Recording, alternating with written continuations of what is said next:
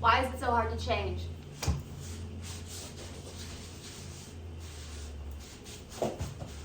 I'll tell you.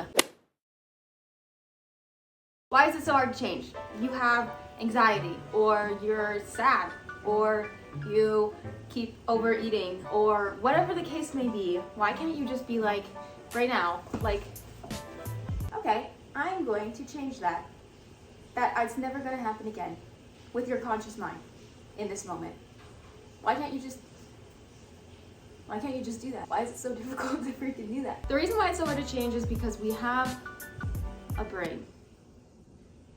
I know, that's unfortunate, but also fortunate. 95% of our brain is our subconscious brain, which is basically our unconscious brain. It's reacting on programming that we've picked up since we've been a child from ages 1 to 9 or 10. 1 to 9 or 10. And we pick up all of this programming, all of these thoughts, all of these belief systems, and all of these feelings based on certain events and certain things we've been through and certain things our parents have told us. That's hardwired in your brain. And then it's there forever. Well, not forever, but it's there pretty much until you realize that it's there. We pick up all of those things when our brainwaves are in theta state, is what they're called. And then after ages 10, our brainwaves are not in theta state anymore. They're in either alpha or the even higher one, beta, which is, usually we're actually in high beta, which means we're always like, so then we pick up all the anxieties, we pick up all the fears or whatever has been programmed into us since we were a young child, and then we carry that on for the rest of our lives, or for a really long time until like right now.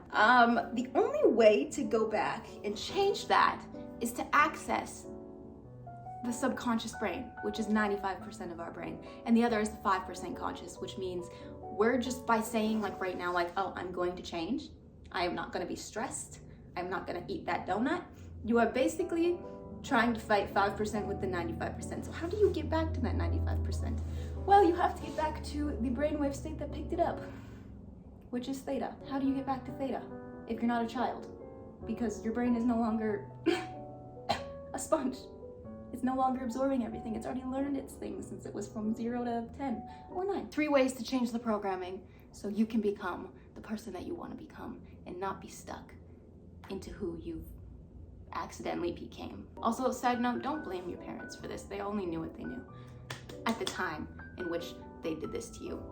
They did it unconsciously too. They didn't do this consciously. I mean, we're always just like generationally bringing things forward. But what I mean by that is your parents are also running on their subconscious programming, that they're unaware that they're even like running on that. They're not really conscious of it. The 95% is really just like taken over, and then they got that from their parents.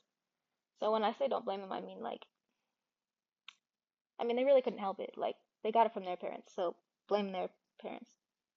But then I guess blame the parents before their parents, the great-great-grandparents. But then I guess blame the great-great-great-great. Basically, you gotta break the cycle, if you know what I mean. So you gotta get back. Are you naked? Huh? Okay, he's just showering. Naked. You look like a green bean. I'm a green bean girl. Theta. 3 ways. Three in which ways to get your brainwaves back to that state so you can create change in your life. So you can heal that stress, you can heal that anxiety, or whatever it is that you're trying to fix. One way to get back into it is meditation.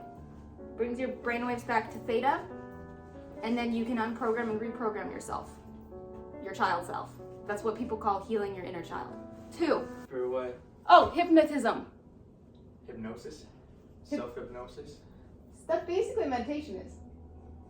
But you can also be hypnotized by another human. That brings your brainwaves back to theta state, where you can create changes and go inside and in and out of your brain and do that. Complete presence. Yeah. This is like the hardest one, I think. It's complete presence. I think that's the most important one. It is definitely the most important one, but when you're starting out, it is the most difficult one to do, which is why you would want to start with meditation, or which is why I did. But yes, practicing pure presence. And by that, there's so much to explain about presence, but it's basically just being here and not being in your mind or allowing any thought to take you out of being in this moment. It is a little bit difficult. The more I've been meditating every day, the more it's easier to practice mindfulness and being in the moment. And Also, there's other things that can put you directly in the moment and change your brain neurons. But I'm not gonna touch on that right now. We are the way we are because of our childhood. And you might think that sucks and like that's your parents' fault, but really, Oh, you're using my mantra assistant.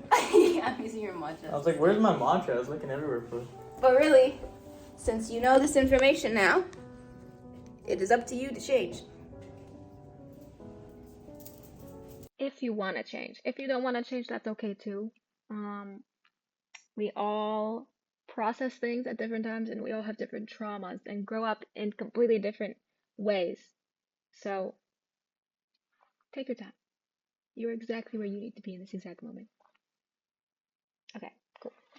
You got this, dude. I believe in you. If anyone can do it, you can do it. Cheers to healing.